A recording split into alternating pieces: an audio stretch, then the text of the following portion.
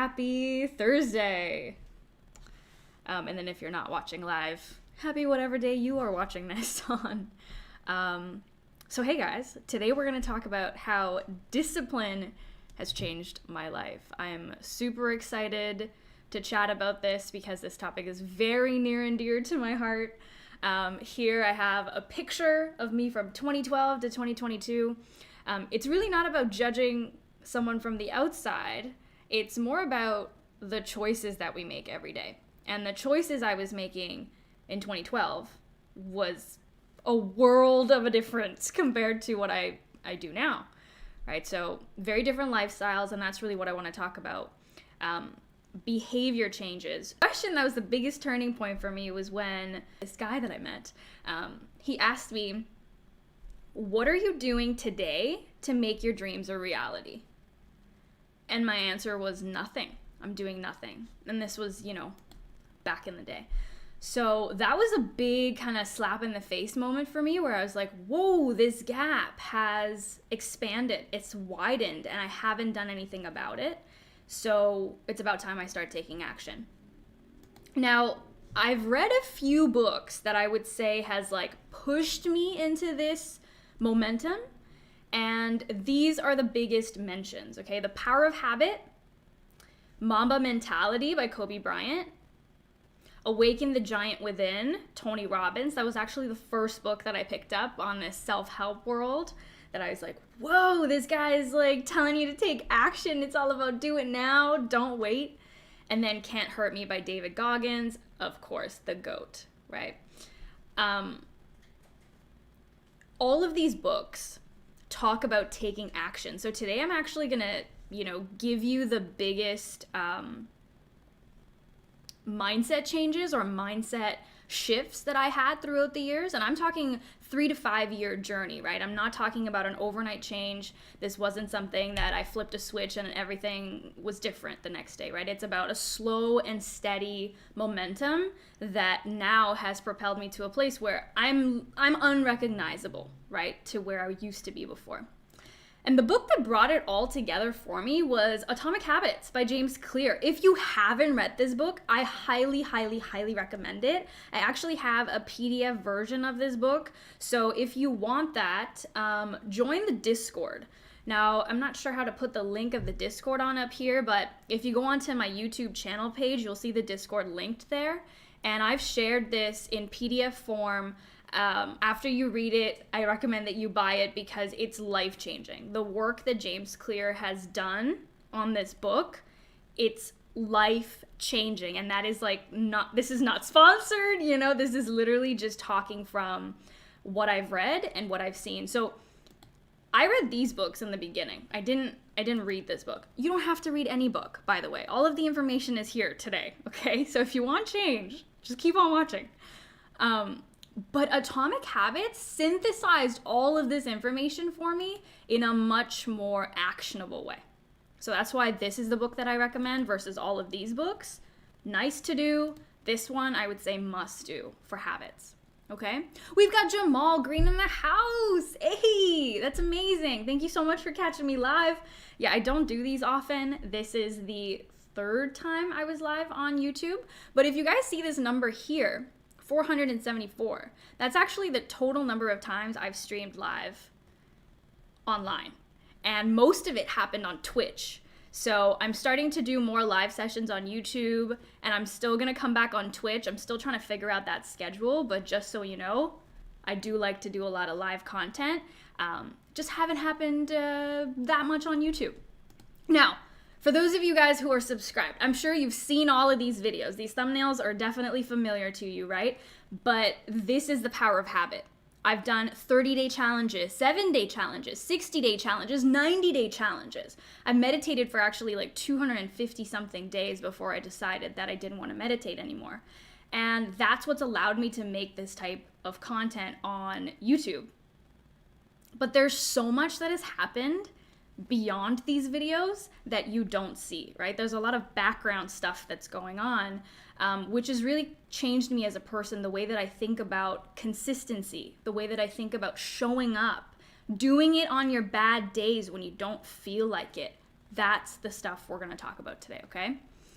So the premise of atomic habits is that tiny changes lead to big results over time. Tiny changes lead to big results over time, okay? And if you think about what a habit is, or what a person is at the end of the day, we're really just a sum and a series of patterns, right? It's, if you're like, hey, I'm not disciplined, I don't have good habits. We all have habits. Whether they're good or bad is up for debate. It's whether they're desired or undesired. I like to use that language more than good or bad. It's not that a particular habit, like say drinking alcohol, I'm not going to say that it's bad. I'm going to say that it's undesired based on other factors and other halo effects that alcohol has in terms of affecting your sleep, in terms of affecting your hydration level, right? In terms of affecting other hormones in your brain that actually is telling you when you're tired versus not. So no habit is bad or good. It's desired or undesired, okay?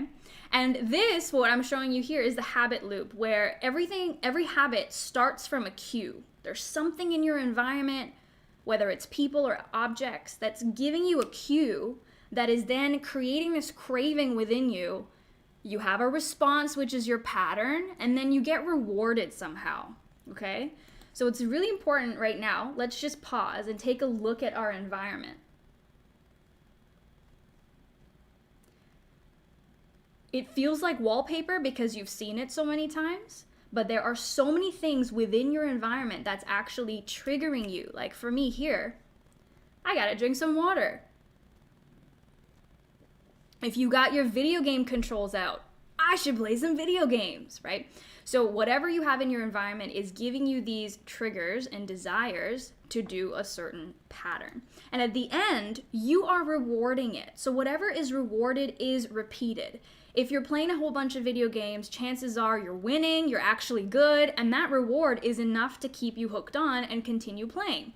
Same thing with drinking alcohol. Let's go back to that example. If you're doing it with friends, there's a whole bunch of oxytocin, you're feeling this camaraderie, and you're like, hey, I'm part of a community. It's gonna keep you drinking. It's gonna wanna keep you drinking. That's better. Okay, so I'm gonna share this case study that James Clear shared in Atomic Habits. I think it's fantastic, so here we go. So he looked at heroin addicts, okay, specifically. And this was during the war. I think this was the Vietnam War.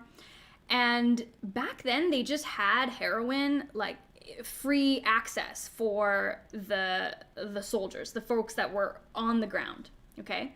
And in that environment, a lot of these soldiers got addicted to heroin. They were taking it to subsidize for high pain, if they were bored, that kind of thing. It was just there, okay? Now, when you look at heroin addicts that are not in the war scenario, that are just in a regular scenario with whichever environment they're in, when they go to rehab, so they change their environment, okay, 90% of them become re-addicted after returning home. So if you're a heroin addict and you do not change your environment, you continue to take heroin, but then you go to rehab, you change your environment, your addiction rate goes down, you start to get better, but then the moment you come back home, 90% of them become re-addicted.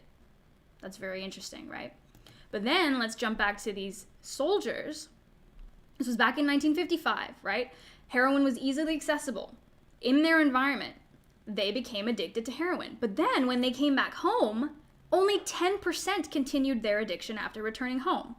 This is not a matter of soldier versus not a soldier. This is a matter of how your environment is actually impacting the habits and the choices that you're making. Okay, because the soldiers were situationally taking heroin, when they came home, that addiction went away. There was no need for that addiction, okay? So 90% of those addicts, heroin addicts from the Vietnam War, 90% of them eliminated their addiction overnight. That's fascinating to me, right? Your environment actually matters. And then for us, if we want to take control, how you design your environment. how you shape your environment is going to be the biggest unlock for you in terms of your habits. And that happened to me. I actually had to, and this was, a sad moment of my life, but I had to break up with a few friends. I had to leave my job. I had to move cities and come to a whole different place in order to have different habits, because the environment that I was in was not conducive to the life that I actually wanted, right? So that gap was getting wider and wider, and I wanted to shorten it. Fair? Jamal, I've been meaning to do your lung capacity challenges and make a habit of those. Ooh, yes, that's a fantastic idea. The lovely thing about those is that they're all in a playlist, right? So it's easy to level up, and then if you're feeling challenged at any level, easy to come back down, right? Highly recommend. Start. Let's go, let's do it. So when you look at your environment, the objects that you have in your environment, you're actually building relationships with your objects, okay? Objects are not just non-living things. They instill emotion in us. They have feelings in us. They trigger feelings in us. So if you think about, for me, the running shoe. I did not care about my running shoes. It was like, yeah, whatever, it's there. I have one pair. No big deal. Now I have like 3 or 4 pairs of running shoes. I love all of them. They are swagalicious. I put them on when I want it to go with my outfit, but then I also have this beautiful relationship with them when I go on a run, when I go outside, when I'm being adventurous. So a simple thing like a running shoe. Before, no emotional attachment. Now, a lot of emotional attachment. So if you look at your habits, what objects do you use for those habits? And how do they make you feel? Okay, if it's an undesired habit and you really like the object, maybe put it away. Maybe put it somewhere where you can forget about it. Only have it unlock for you for a certain hour of the day. We have these lovely locking machines where you set a timer and then it locks. We put stuff in there, I put chocolate and stuff in there so that I don't have access to it until it's Friday night and I get to party it up with my chocolate. Yeah, that's my life. Okay, welcome to my life. So the other thing about your environment, guys, is the people in your environment, right? I'm sure you've heard of this, of we're the average of the 5 people that we're closest to. The truth is we're actually also the average of the people that they are closest to and that they are closest to. It's like a giant web of connections with people, and we are the average of all of the people that we have access to, okay? So who are the people in your lives? Now, these are the ones that matter the most. The people that are the closest to you, okay? We're going to talk about 3 types. So this is the first one. The people that are closest to you, they have an immediate impact on your behaviors and your life choices, right? The approval from your family. What are they going to say about my choices? Or the approval from your friends. Do they think this is cool? And we do this so often that it goes unmonitored, right? But if you pause, you observe your own thoughts and your own behaviors, you're like, wait a minute, I'm actually doing this because I want approval from my closest friends. And this is completely normal. It's not about not doing this. It's about choosing who you're keeping in your close circle, okay? Because we want to be a part of a community. We want to be a part of camaraderie, a nice little family type group. That is a natural social need that we have as humans, okay? And then if you think about the second group of people that affect us so much, it's the masses, right? And I'll give you this example that's very timely.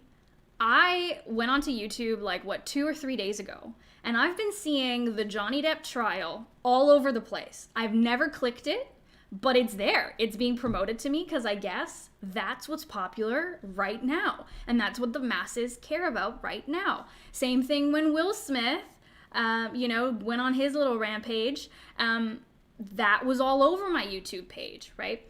So are we getting sucked in to do things that may seem trendy, that may seem cool, that may seem like it will get more likes if we talk about it, instead of doing the things that are actually fueling us to get closer to our desired self, okay?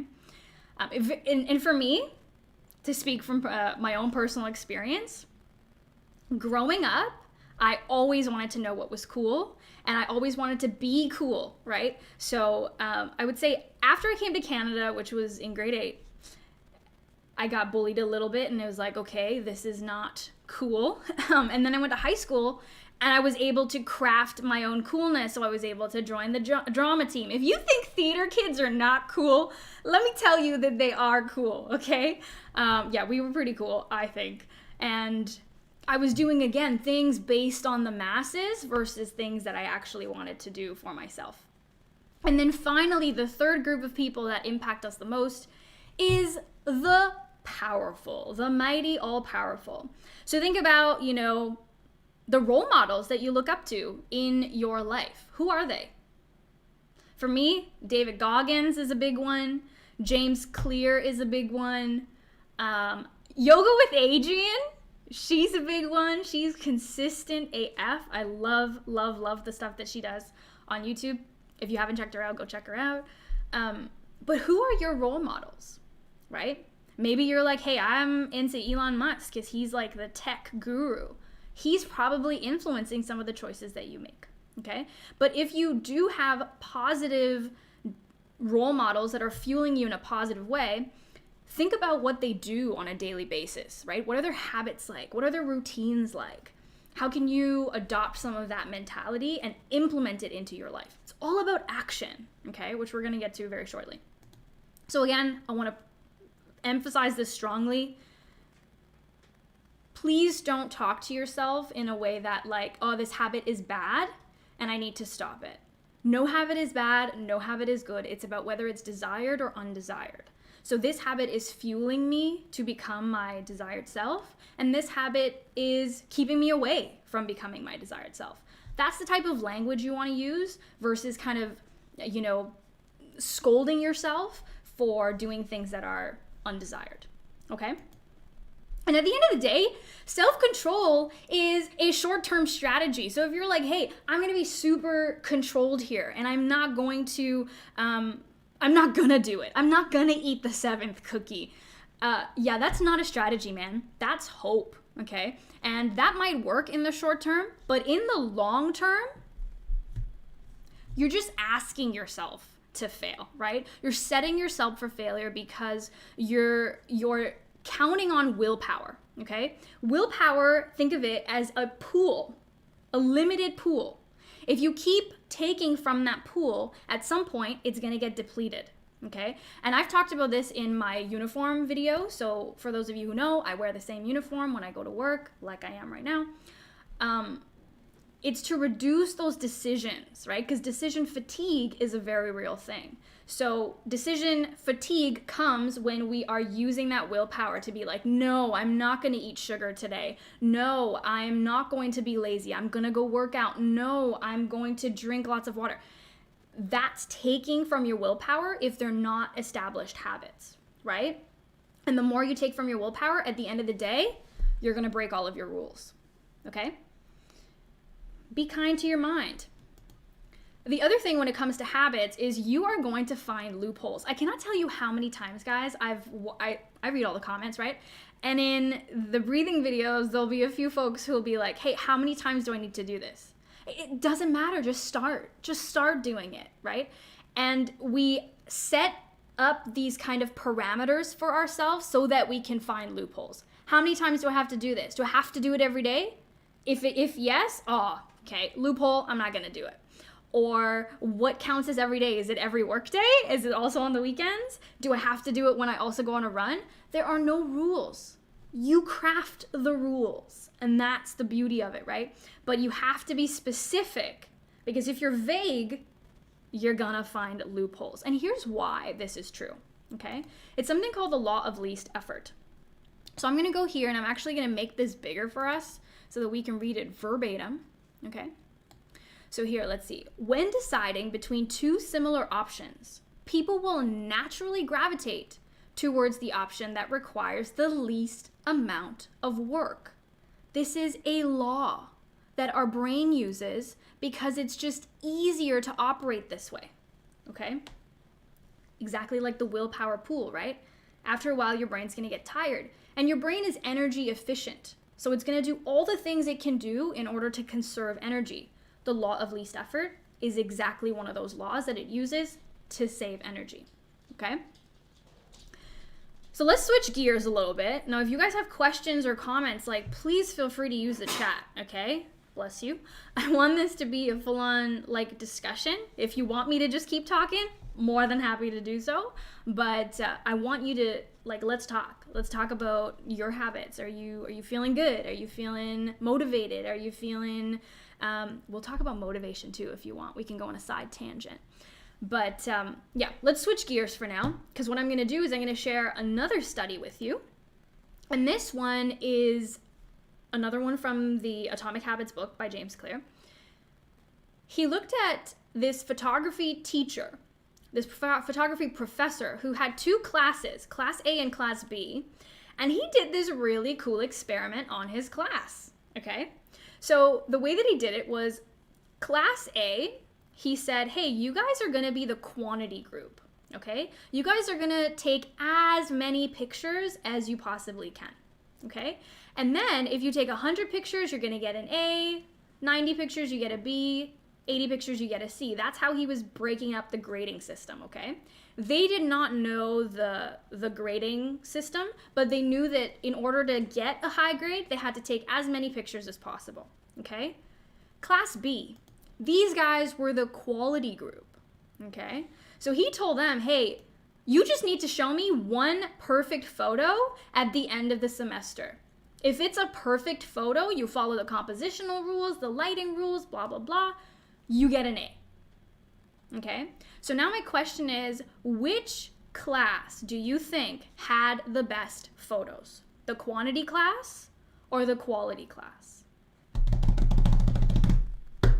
The quantity group. The quantity group's gonna win hands down. And in this experiment, you see that the quantity group did win because they're actually out there doing the work versus being in here speculating, thinking, planning, scheduling, learning about the different functionalities of the camera, right?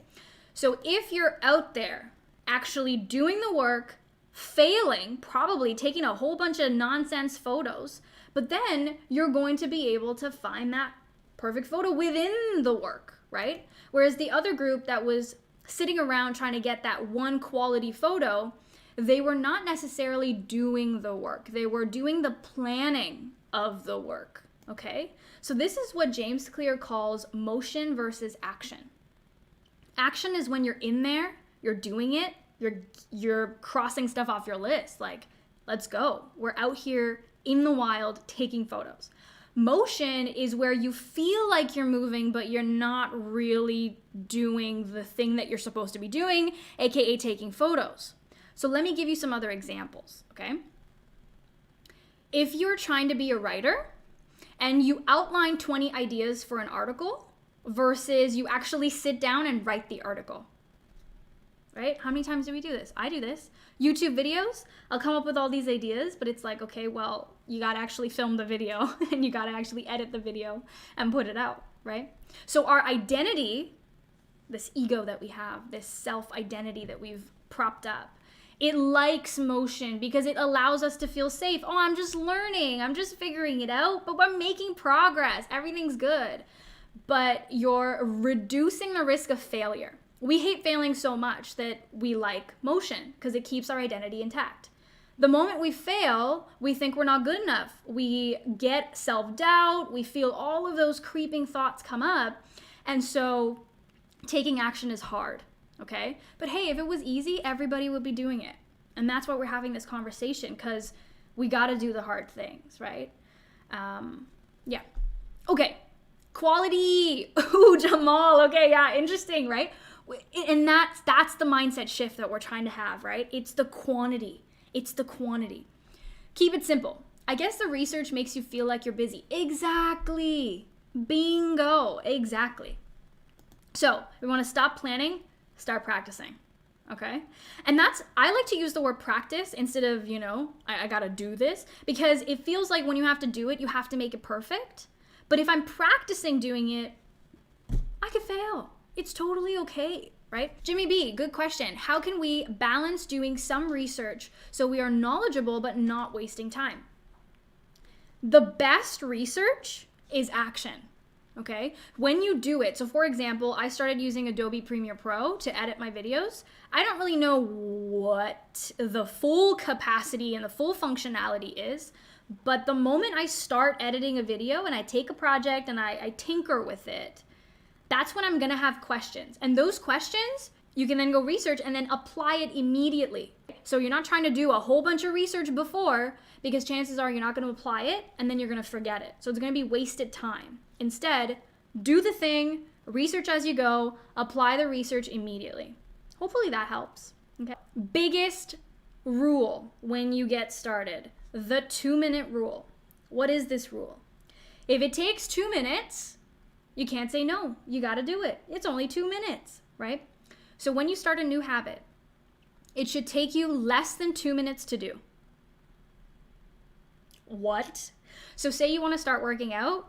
What takes less than 2 minutes to do? Going on a walk for 2 minutes, okay? Picking up a weight for 2 minutes. Driving to the gym, not even getting out, okay? That is how you start the habit. So you're creating a situation where the stakes are so low that there is no room for failure. It's easy. I can check the box. Day 1, done, is a success. Day 2, you add 2 minutes. Day 3, you add 2 minutes. So that's how you're starting to expand. Now, if at any point you fail, if at any point you can't complete 6 minutes, right? So day 3, say you can't complete it, you go backwards. Day 4, you do 6 minutes. If you can't complete it, day 5, you do 6 minutes. So you're not trying to add on pressure and challenge when you're not succeeding. You want to set it up to be so easy that it's very easy to succeed, and then you challenge yourself. What do? Jan 1st comes around, we're all like, hey, we got New Year's resolutions. You know what I'm gonna do? I'm gonna work out for an hour a day. And then do you do it? No, because it's too damn hard. It's too damn hard, okay? Cut yourself some slack. Take it easy. Follow the 2-minute rule and do it as small increments at a time, okay? So, example, running. Just start by walking for 2 minutes. New instrument. Start by just strumming for 2 minutes. Doesn't have to make any sense, right? Reading. Read for 2 minutes. Waking up early. Go back for 2 minutes. So say you wake up at 7 right now, and your goal is to wake up at 5.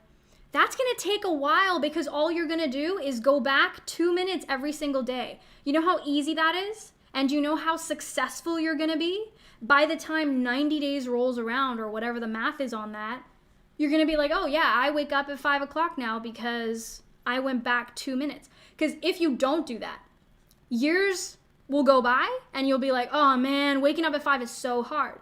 But guess what? You never created a system that was easy to follow. And that's what we're doing. We're taking the difficulty out of it and making it so easy that even a child is gonna be like, oh yeah, I can do that. Okay? Any questions? Hit me up in the chat. All right, so basically what we're doing is we're focusing on the behavior, not the outcome. That's another big mindset shift. A whoa kind of statement, right? You're focusing on the behavior because the behavior is in your control. The outcome is not in your control, okay? So for some of you, you may know I have a business where I host workshops, right? And I've been trying to build my client base. I can't control the outcome of whether my client's gonna say yes to hosting a workshop or not. But what I can control is the number of people I reach out to.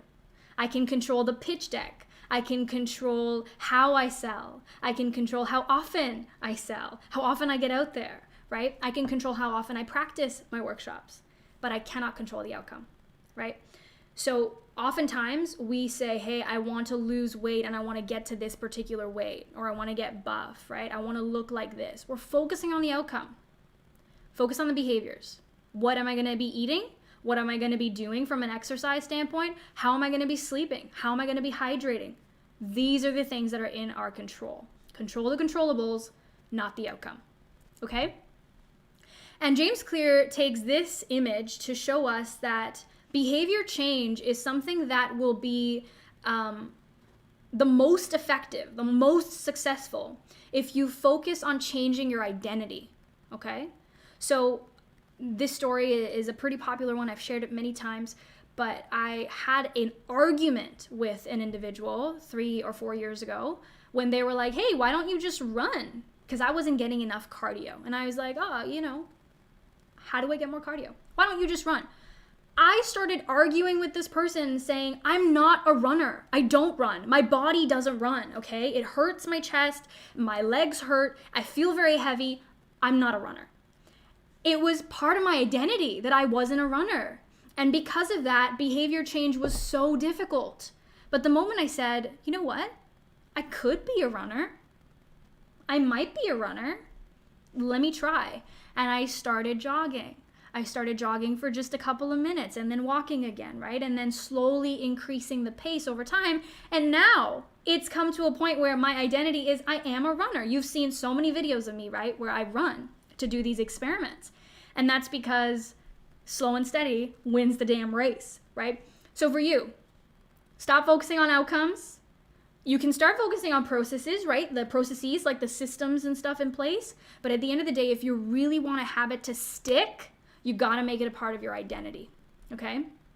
I never thought I was disciplined. Now, I'm like, let me tell you how discipline changed my life. I feel like discipline is my middle name because it's a part of my identity, okay? Motivational quote for you. We do not rise to the level of our goals. We fall to the level of our systems. So what systems are in place for you? The system is as simple as, I'm gonna follow the 2-minute rule day by day. That's it. That could be your system. Done. Okay. Now this is a lovely little graph that I'm going to make bigger for us because we all go through this. And I just burped. We all go through this and we give up before it's our time and we give up before we get those exponential results. Okay. So let me walk you through this. We usually think that when we start a new habit, it's going to have a linear growth. Okay? I'm going to grow by the same amount every time I try. But what actually happens is this. You are not able to see necessarily the growth and the results that are happening in the beginning because it's negligible. And then over time, it's going to start compounding because your body is going to learn at an exponential rate, and then you're going to perform at a better rate. And that performance at a better rate is going to produce results at a better rate. Okay? So it's exponential, not linear. So in this white space right here that's in between the red line and the green line, it's a valley of disappointment. We're going to be like, where are my results at? I don't see them. And you're going to be disappointed. You're going to be like, this doesn't work. You're going to feel unmotivated.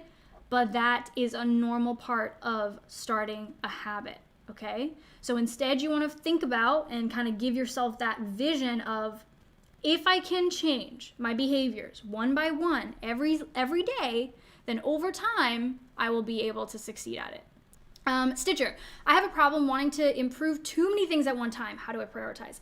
Yeah, that happens when you kind of wait too long, right? So if you're waiting too long, there's this balance in our lives that is pain versus pleasure, okay? So your pain points are growing. So you have all of these things that you want to change, and then you're like, oh, I'm overwhelmed. Which one do I do?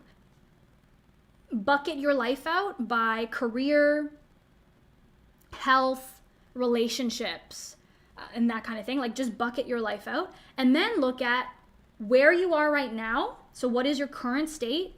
And then what desired state?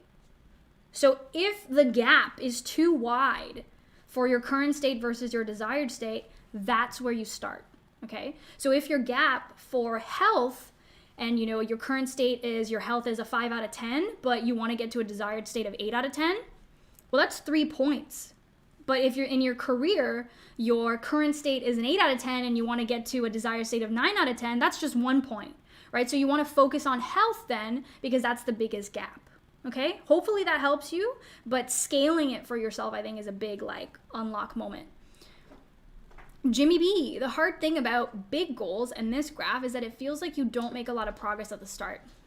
Yeah, but it looks like that because we're scaling out, right? So even for my YouTube analytics, guys, I've been here for 3 years and I'm almost at 3,000 subscribers. When you look back, it's like, oh, 1,000 subscribers a year, not too bad.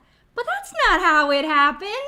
The first year I had 100, right? And then the second year I suddenly had 1,000 something. And then the third year now it's a little bit easier to start growing, to become exponential. So when we zoom out, the graph is exponential. But when we're in it, it feels like, it's not moving. But you gotta look at that growth on your baseline. What's your baseline at that time? So that growth is actually a lot, but it doesn't feel like a lot because it might have just gone up by 1, right? So it's growing on, it's compounding interest, I feel like this is a finance class, which I will not do justice in. But that's essentially what it is, right? It's like, what base do you have already? And then the growth is happening on that base. So the bigger you are, the more momentum you have and the more growth you have over time, okay? Anu, am I microdosing anything? No, I'm not. Hopefully that answers your question. Okay, let's keep going here. Because this is all about managing your anxiety and your stress level as well, right? When you start a new habit. Most of us are pretty stressed out, especially if we've got full-time jobs and we're trying to manage healthy relationships, health, all of that kind of stuff. So when you start a habit, if you don't challenge yourself enough, it's going to be really easy to execute the habit. And so you're going to be in the boredom zone. Okay, that's the blue zone that's right here. If you challenge yourself too much, so your task difficulty is too high, then you're going to be in the anxiety zone because it's going to be like, oh, I'm not good enough, I can't do it, can't execute it. That happened to me one time when I got a fitness trainer, and this guy was making us work so hard. I was like, yo, I'm sore. I'm literally sore and I hate my life. I don't want to go work out tomorrow. No, thank you. And I would cancel on him because I was reaching the anxiety zone. So from a coach standpoint, he wasn't doing a good job of managing that task difficulty, right? But you have to do that for yourself when you don't have a coach. So how do you make it challenging enough so that it's in the Goldilocks zone where it's not too difficult, but it's not too easy either, okay? So I swim a lot, and when I go swimming, I'll just do laps, and that's pretty easy. I kind of get into an active meditation state. But when I want to challenge myself, I'll start to do breath holds, and I'll start to go under and try to go back, try to do flip kicks, try to do different tricks and stuff so that I challenge myself. It's still fun, but it's not too hard that I'm like, I give up, tap out, okay? Exactly. Jason, what's up? Kind of like getting to the flow state, right? Yes. So for those of you who were here last live stream, we talked about flow state, and I used this exact diagram because when you get into the Goldilocks zone, you have higher chances of getting into flow state, okay? If it's too boring, flow ain't gonna happen. If it's too hard, flow is not gonna happen. You're trying to learn, you're trying to keep up. Goldilocks zone, that's where flow can unlock. And when you get into flow, you're hitting happiness, you're hitting creativity, you're hitting motivation, you're hitting learning at triple digits. So you're really maximizing the effort that you're putting in, okay? What gets measured gets done. What gets measured gets done. The way that you measure your habits is important as well. I have a little chart on my bathroom wall to kind of follow along. And this was, again, how discipline changed my life. This is one of the things that changed my life. I literally just wrote out week 1. I have all the way up to week 12 because it's 90 days, I think, that takes for you to really build a habit and have it change your life. And just put X's, right? If you miss a day, no problem. Just don't miss twice. Because if you miss twice, that's the start of a whole new pattern, okay? So you're trying to just miss once. Now, this is consistency where you're doing something every day, but this is also consistency where you're doing something every other day, or you have 2-day breaks in between, right? You are the master of your life, and you are the architect of how you structure these habits. So Don't feel stressed out about, oh, I need to be consistent. I need to do this every day.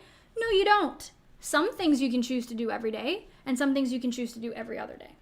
Okay? But vague is the enemy, remember? So we're going to use this formula, and this is James Clear's formula that he shares in Atomic Habits.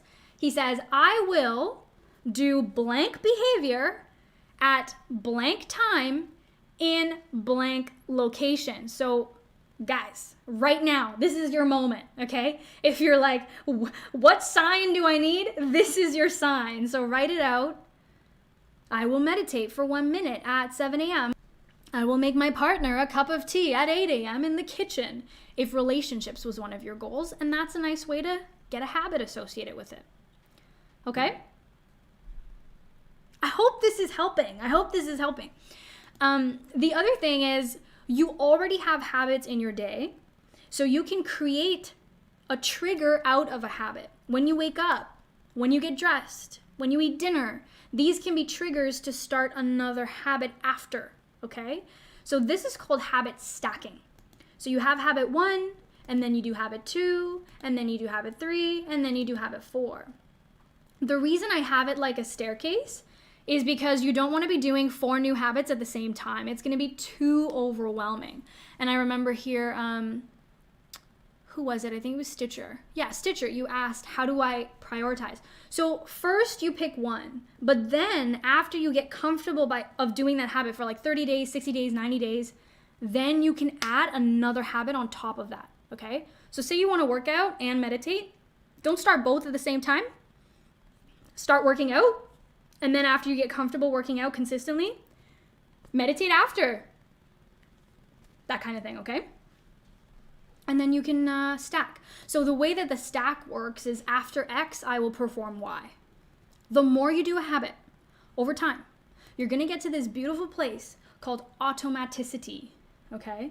Where the habit is so intuitive to you that you're able to perform it without thinking about each step.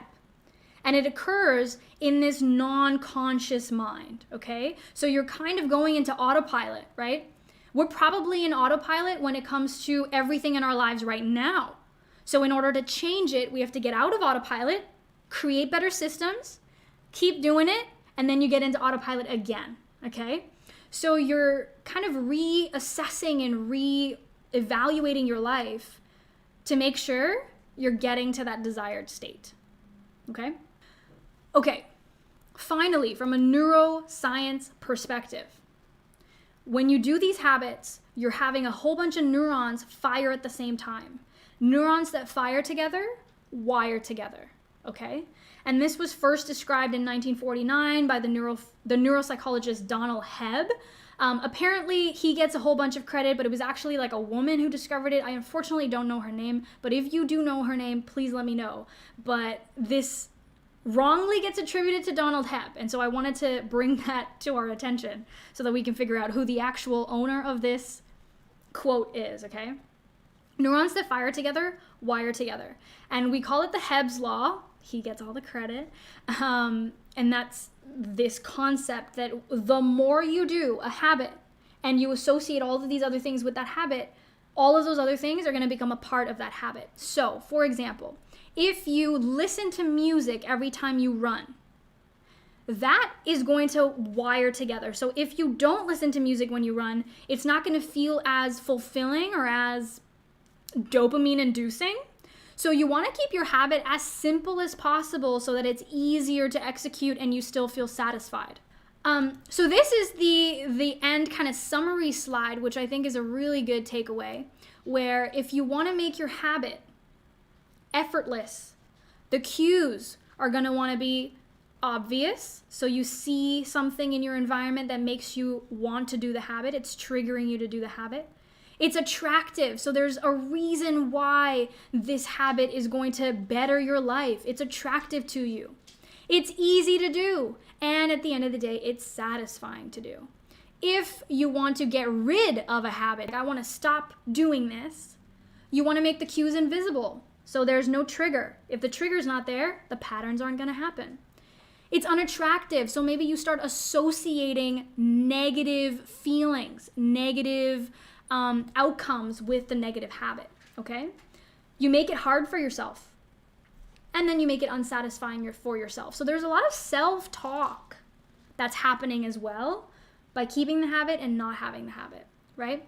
If for you accountability is an issue, then I recommend this. If accountability is not an issue, please just structure yourself based on the rules that we've talked about today and watch your life change. I promise you it's going to be different if you execute based on these rules, okay?